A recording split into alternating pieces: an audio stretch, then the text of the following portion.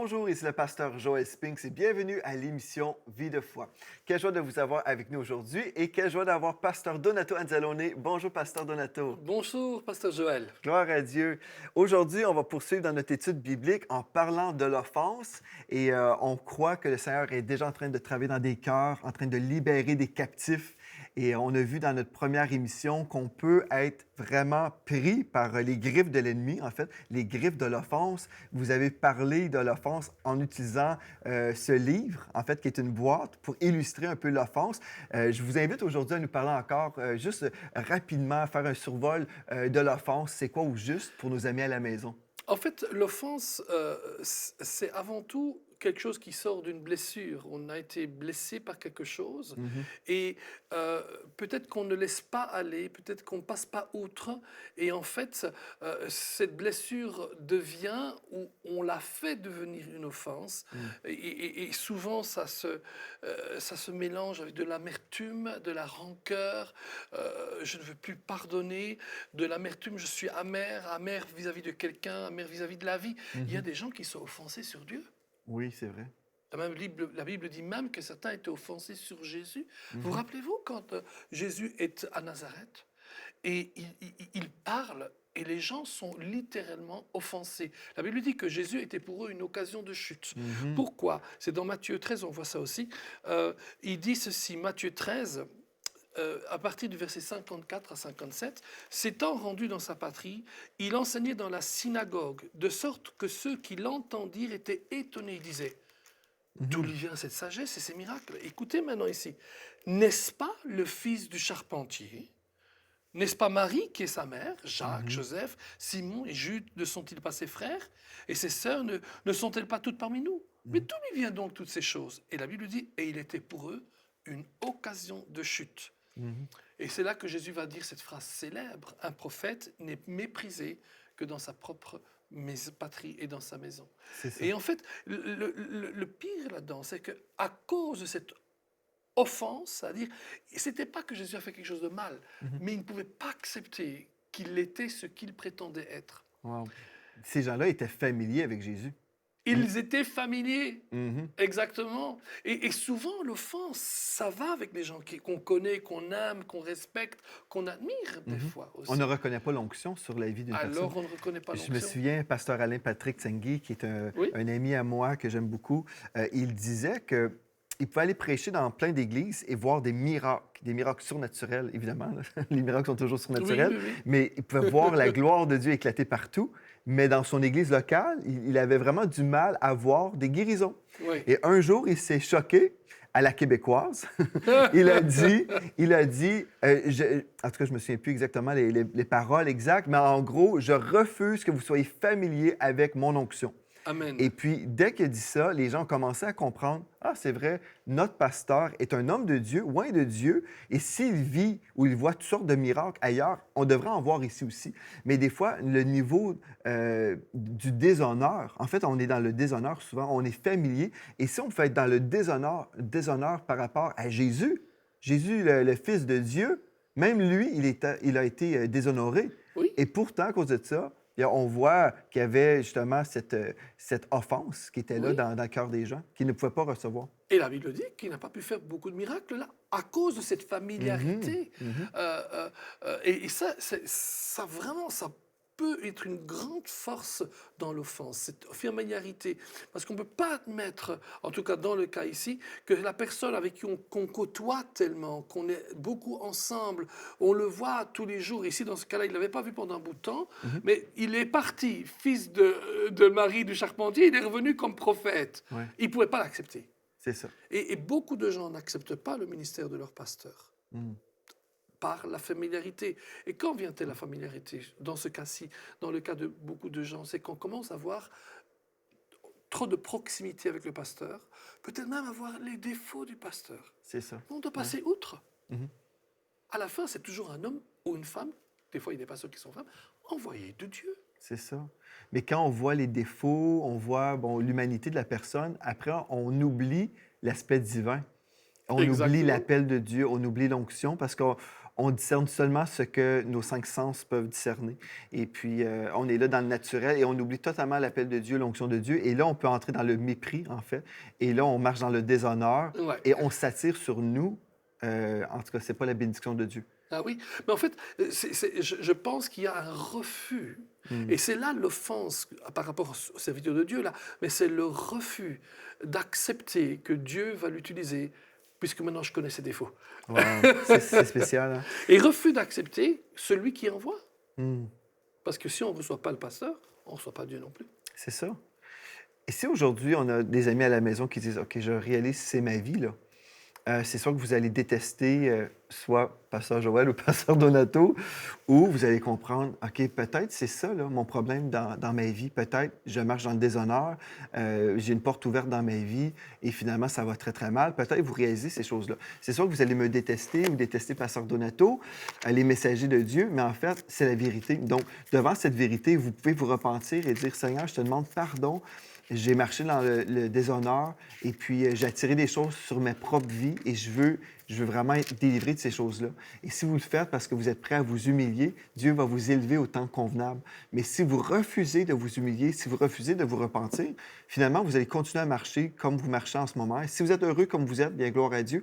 Mais si vous voulez progresser dans votre vie spirituelle, peut-être vous avez besoin de vous repentir. Et c'est bien de se repentir parce que quand on se repent, on change de voie. Et si on est sur une mauvaise voie, on veut vivre la bénédiction de Dieu. Donc, c'est bon là, pour nous de quitter cette mauvaise voie. On se repent, on dit, Seigneur, j'avoue, je me suis trompé, j'ai mal agi, je te demande de me pardonner. Et là, on va sur une autre voie, la voie de la bénédiction, où on va de progrès en progrès, de gloire en gloire. Et c'est ça que Dieu veut. Mais le diable ne veut pas ça. Il veut qu'on soit dans l'orgueil et qu'on soit dans la haine. Même comme on expliquait tout ça, là, il y a des gens qui sont peut-être dans la haine. « Ah non, j'aime pas ça. » Et on peut raisonner. La chair peut crier, dire non, non, non, non, non.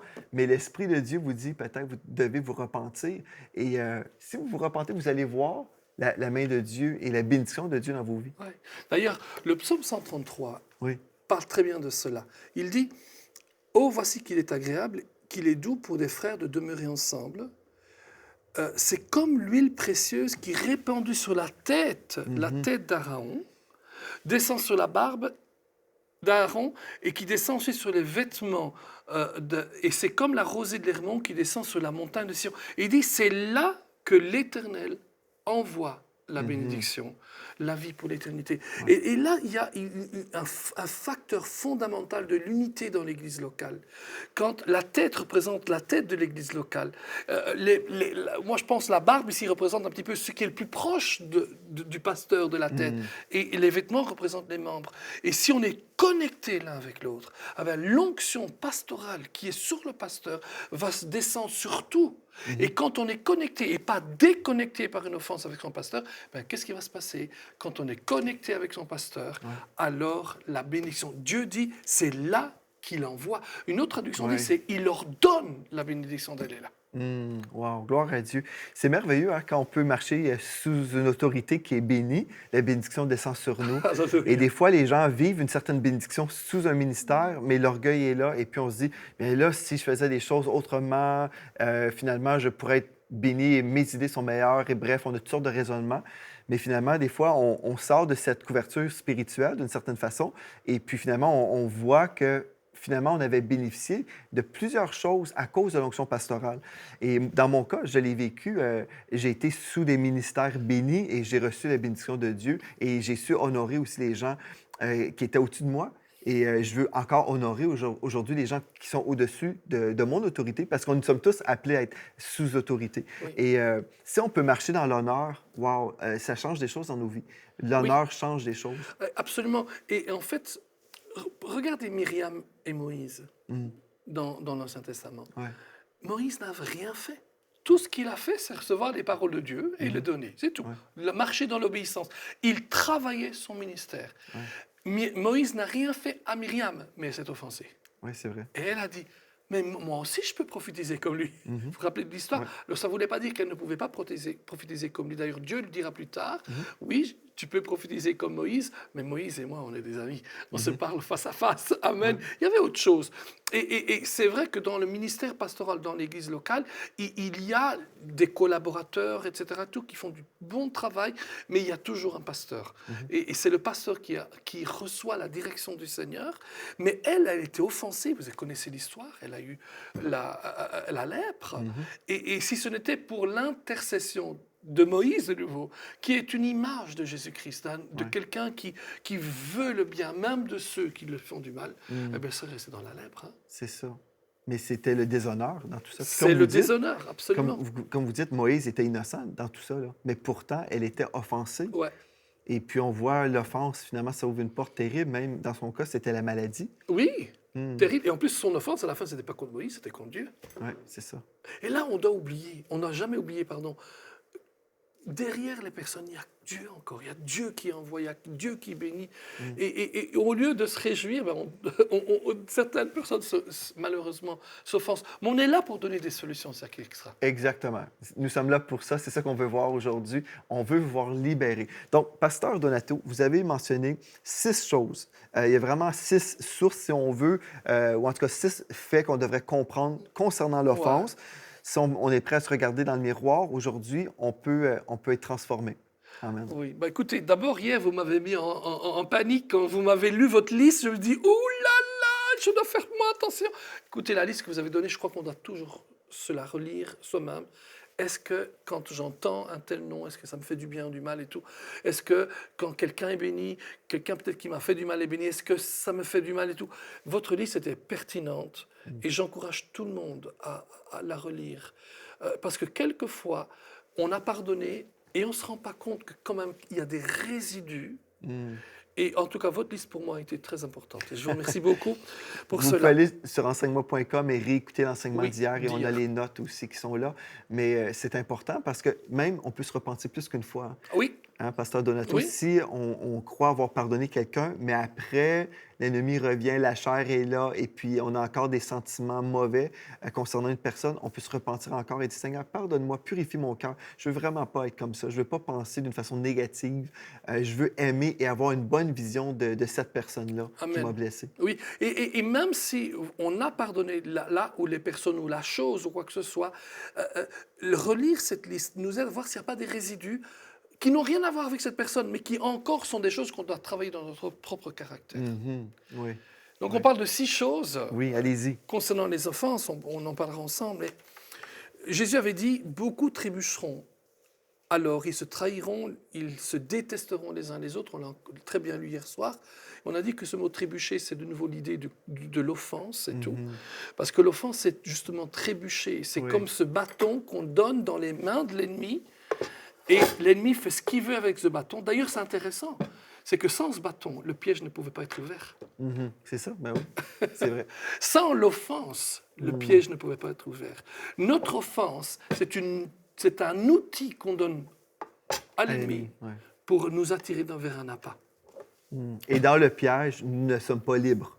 Et une fois qu'on est dedans, on n'est pas libre. On ne peut pas avancer. Non. On est bloqué, on est dans les griffes de l'offense. C'est ça. On parle justement ici de 6 choses concernant les offenses. Tout d'abord, on voit par ce verset que nous aurons beaucoup d'occasions d'être offensés par les gens. Les occasions ne manqueront pas. C'est ça. Nous vivons dans un monde corrompu. Et tant qu'il y aura des hommes, tant qu'il y aura des hommes, eh ben, il y avait un livre là-dessus, tant qu'il y aura des hommes, il y aura des offenses. Je crois qu'il y a une seule personne qui ne nous décevra jamais, c'est Jésus. C'est ça.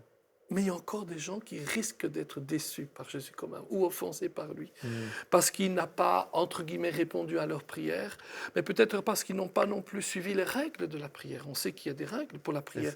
On sait qu'il y a aussi la volonté de Dieu que l'on doit utiliser dans la prière.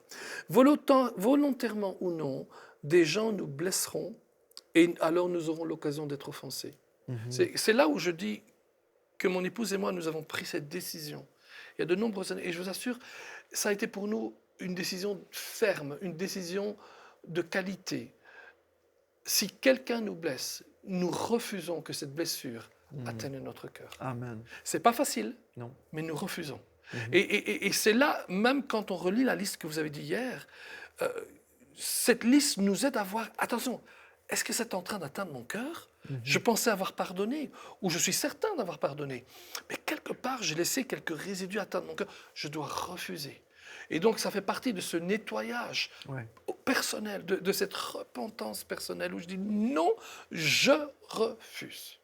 Il y a des gens, par exemple, Pasteur Donato, je pense, qui disent si je pardonne, ceci veut dire que je suis en train de minimiser la blessure ou je suis en train de dire que la personne n'a pas mal agi. Non. Quand on pardonne, on peut dire non, la chose faite était terrible et puis je suis en désaccord avec cette chose, mais pourtant, j'accepte de relâcher cette personne, je pardonne et puis je tourne la page. Oui, en fait, la Bible a quelque chose de fort là-dessus. Elle dit dans Matthieu 18, verset Oui. 15, c'est un passage important, si Oui. ton frère a péché, va et reprends-le entre toi et lui seul. Oui. S'il t'écoute, tu as gagné un frère. S'il ne t'écoute pas, prends avec toi un ou deux personnes, afin que toute l'affaire se règle sur la déclaration de deux ou de trois témoins. Oui. S'il refuse de les écouter, dis-le à l'Église, et s'il refuse aussi d'écouter l'Église, qu'il soit pour toi comme un païen et un publicain. Il n'est pas païen ni publicain, mais tu le considères comme ça. Ceci est important, pasteur, parce que pardonner nécessite une confrontation. Ça veut dire, si une personne m'offense, et que la personne est toujours vivante ou atteignable, je vais la pardonner, mais je la pardonne en lui montrant ce qu'elle a fait. Vous comprenez ce que je veux dire? Oui. Parce que sinon, en effet, la personne dit... Il y a des gens, c'est le contraire, ils disent « Ah, mais c'est pas grave, tu es chrétien, tu me pardonnes. » On doit pardonner. Notre cœur, c'est de pardonner. Mais il faut aussi que l'autre se repente de son erreur. Si elle a fait... Je parle de là quand quelqu'un fait quelque chose de mal. Ouais. Donc, si la personne, par exemple, comme on disait auparavant, hier, si la personne vient voler de l'argent dans la caisse de l'église et qu'il demande pardon, on le pardonne. Même s'il s'enfuit, on le pardonne quand même. Mais si on a l'occasion, et lui nous donne l'occasion de demander pardon, c'est parce qu'on lui a montré ou il a compris que ce qu'il avait fait était mauvais. Donc il y a une confrontation qui est importante. Et je me rappelle, il y a de nombreuses années, j'écoutais un serviteur de Dieu qui disait ceci, la confrontation est le début de la victoire. Oui. Il y a des gens qui ont peur de confronter. Et je pense qu'il faut discerner aussi les moments nécessaires hein, ou les bons moments pour confronter une situation. Si on est dans une relation et on veut restaurer la relation, on va confronter pour amener une correction, pour adresser des choses qui ne vont pas. Mais comme on l'a mentionné hier aussi, dans notre émission précédente, s'il y a des choses qu'on voit dans la relation, on voit que c'est une relation toxique. Et on voit que finalement, si on confronte, on a souvent confronté des choses et puis finalement, ça ne sert à rien. Dieu nous dit « éloignez-vous d'eux », comme le texte qu'on a vu. Il y a d'autres moments aussi où on doit juste dire « OK, je vais relâcher la personne et l'idée, certainement, c'est de vouloir vivre une réconciliation, mais pas comme les gens s'imaginent. C'est une réconciliation de cœur, mais pas de relation. Donc, on doit se protéger aussi. Donc, je pense que je veux juste nuancer ça. Ah non, absolument, hein, absolument. Je l'ai dit, on pardonne. Oui. Si on peut, on expose la chose pour que la personne comprenne. Mais même là, si la personne comprend, ça ne veut pas dire qu'on va regarder la réconciliation, dans le sens qu'on va continuer à faire les mêmes choses qu'auparavant. Certainement, de nouveau, je peux pardonner tout ce que je veux, le caissier de l'église. S'il a fait ça, je ne lui donnerai pas facilement la caisse de l'église. Tout comme si quelqu'un a eu des problèmes avec la justice, et par exemple, qu'il a eu des situations de pédophilie, et il a demandé pardon, Seigneur, etc. Je le pardonne. Mais je ne pense pas que ni vous ni moi, nous lui dirons, va faire l'église des enfants. C'est ça, exactement. Et ça, c'est du bon sens aussi. C'est ça. En fait, Joyce Meyer a été abusée par son père et puis elle a refait confiance à son père qui a abusé de ses filles. Ouais. Et ça me déchire le cœur quand on entend des choses comme ça. Donc, on doit faire attention, être sage. C'est vrai. Deuxième point, c'est notre réaction face aux offenses révèle notre niveau de maturité. Quelquefois, les offenses font office de révélateur. Hein? Elles nous montrent ce qui ne va pas en nous. Car à chaque fois que nous répondons autrement que par l'amour et le pardon, nous découvrons que nous avons encore beaucoup à faire pour devenir comme Christ. Alors, de nouveau, ce n'est pas un point accusateur ici, mais c'est un point révélateur. Ça me révèle que si je ne pardonne pas, si je ne marche pas dans l'amour, parce qu'à la fin, c'est ça, ne pas pardonner, c'est ne pas marcher dans l'amour.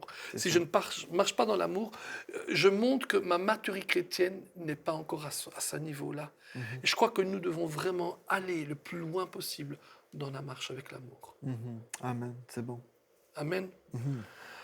Une troisième chose que j'ai remarqué, qu'on remarque avec les offenses, c'est que Dieu change le mal en bien.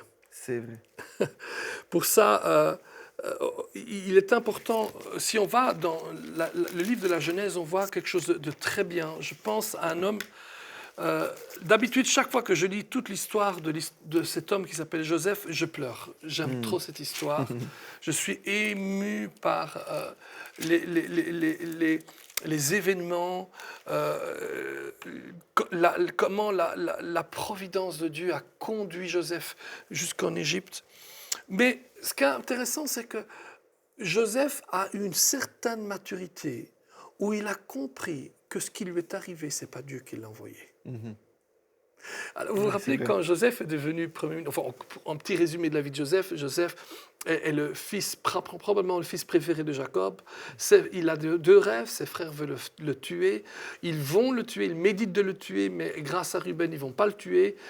Toutefois, ils vont le vendre en esclavage tout en disant au père qu'il est mort. Ouais. Hein? Et finalement, il se retrouve dans la maison d'un homme de la maison de Pharaon qui s'appelle Potiphar. Et ensuite, la femme de Potiphar essaie de le séduire, mais il refuse. Il va en prison, il reste 2 ans en prison, si pas plus. Et finalement, il devient une sorte de premier ministre, de gouverneur de tout le plus grand empire de l'époque. Ouais. Et un jour, il y a la famine en Israël, dans le pays de Canaan, là où habitaient ses parents, son père et ses frères. Ils arrivent, il y a toute une histoire, mais une chose est certaine, à un certain moment, il n'en peut plus. Et il va leur dire, c'est moi. C'est ça. Ouf, j'ai envie de pleurer déjà. C'est moi, c'est Joseph. Et ils ont peur. Ils pensent, il va se venger. C'est ça. Et parce que souvent, l'offense devient le prétexte pour la vengeance. Donc, il croit qu'il va se venger. Il dit non, non, non, non. Et il dit ceci. Verset 7. 45, Genèse 45, verset 7. Dieu m'a envoyé devant vous pour vous faire subsister dans le pays et pour vous faire vivre pour une grande délivrance. Ce n'est donc pas vous qui m'avez envoyé ici, mais c'est Dieu. Et il m'a établi père de Pharaon, maître de toute sa maison et gouverneur de tout le pays d'Égypte. D'ailleurs, quand on lit ce passage-là, beaucoup vont dire, vous voyez, c'est Dieu qui a tout réglé depuis le début jusqu'à la fin. Comme si Dieu était l'auteur de l'abus de Joseph et puis son séjour en prison, ou même le fait que ses frères ont essayé de le tuer, ont menti. Tout ça. Donc, Dieu ne fait pas partie du chemin du péché, je crois pas. Amen! Mais par contre, il dit quelque chose qui est juste. Et quand on lit la Bible, on interprète la Bible, il faut dire ce qui est écrit. Dieu m'a envoyé où? En Égypte.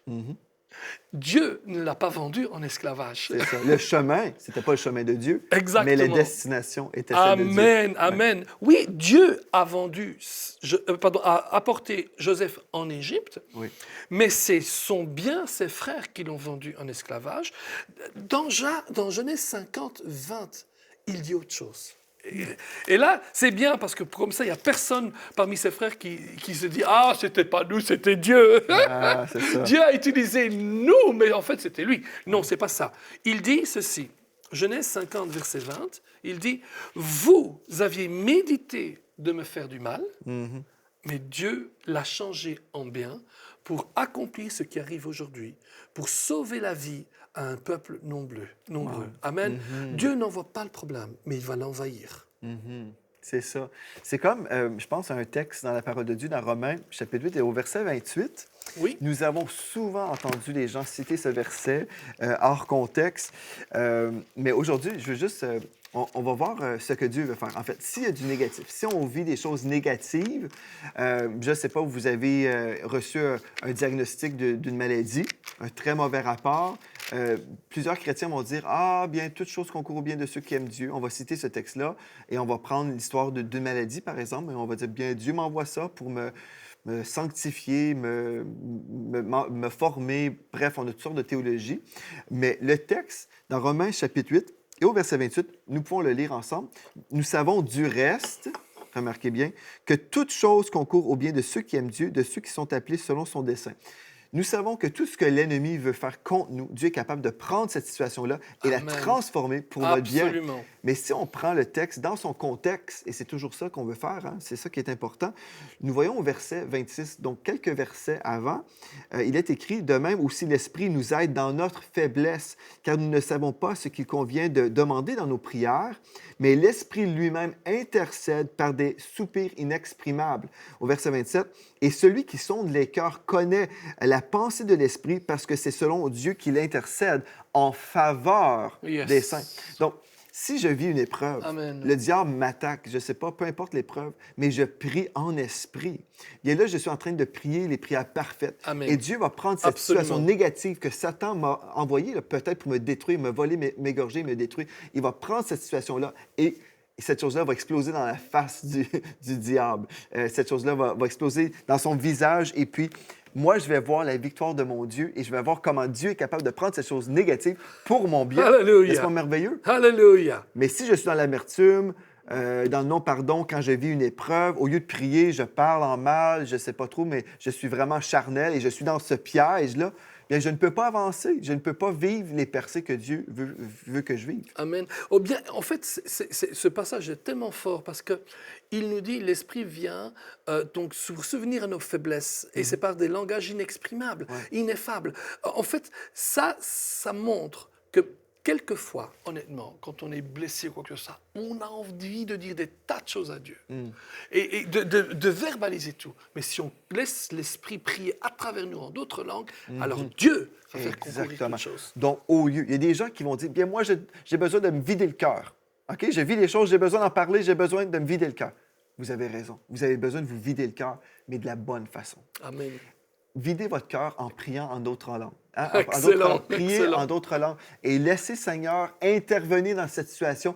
Moi, j'ai pris une décision, ça fait des années. Je refuse de parler contre des hommes et des femmes de Dieu. Je refuse, je ne veux pas détruire des personnes et m'associer avec l'accusateur des frères, qui est Satan. Si je parle Excellent. contre un frère, et peut-être j'ai raison dans ma tête, moi j'ai raison, mais si je parle contre lui, peut-être cette personne-là s'est déjà repentie et moi, je suis en train d'accuser cette personne-là, attaquer un homme ou une femme de Dieu. C'est grave. Donc, je suis mieux de prier en d'autres langues et laisser l'Esprit de Dieu transformer les situations mauvaises. Il va transformer mon cœur aussi pour que je puisse marcher dans l'amour par rapport à cette personne.